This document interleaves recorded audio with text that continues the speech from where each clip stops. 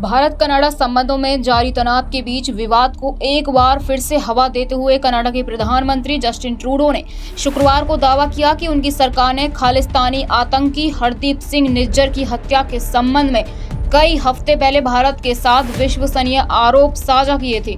News agency ANI के मुताबिक Trudeau ने यूक्रेन के राष्ट्रपति जेलेंस्की के साथ एक संयुक्त पत्रकार वार्ता के दौरान यह बात कही।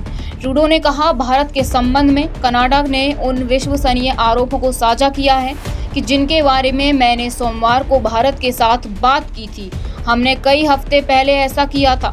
उन्होंने कहा, हम भारत के साथ रचनात्मक रूप से काम करना चाहते हैं और हमें उम्मीद है कि वे हमारे साथ जुड़ेंगे ताकि हम इस बेहद गंभीर मामले की तह तक पहुंच सकें। सोमवार को जस्टिन ट्रूडो ने खालिस्तानी आतंकवादी हरदीप सिंह निज्जर की हत्या के पीछे भारत की भूमिका का आरोप लगाया, जिसके परिणाम स्वरूप दोनों देशों के बीच तनाव बढ़ गया। भारत ने मंगलवार को ऐसे आरोपों को बेतुका और प्रेरित बताते हुए खारिज कर दिया और इस मामले में कनाडा द्वारा एक भारतीय अधिकारी को निष्कासित किए जाने के बदले में कनाडा के एक वरिष्ठ राजनयिक को निष्कासित कर दिया गया। भारत ने बुधवार को और कड़ा रुख अपनाते हुए कनाडा में बढ़ती भारत विरोधी गतिविधियों और राजनीतिक रूप से समर्थित घृणा अपराधों और आपराधिक हिंसा को देखते हुए वहां रह रहे अपने नागरिकों और वहां की यात्रा का विचार कर रहे अपने नागरिकों को अत्यधिक सावधानी बरतने का परामर्श जारी किया।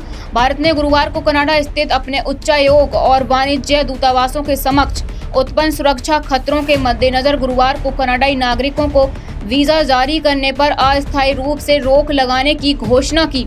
विदेश मंत्रालय के प्रवक्ता अरिंदम बागची ने कहा कि इस फैसले में तीसरे देशों में कनाडाई वीजा आवेदक भी शामिल होंगे। उन्होंने साथ ही इस बात पर जोर भी दिया कि कनाडा को उसके क्षेत्र से संचालन कर रहे खालिस्तानी समर्थकों के खिलाफ कार्रवाई करनी चाहिए।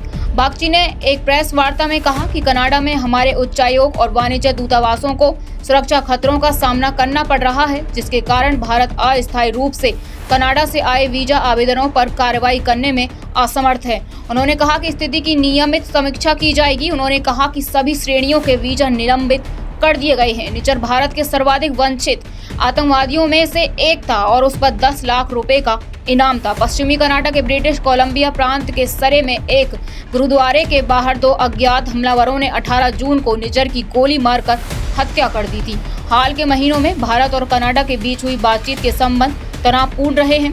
कारोबार वार्ता पटरी से उतर गई है और कनाडा ने हाल में व्यापार वार्ता भी रद्द कर दी।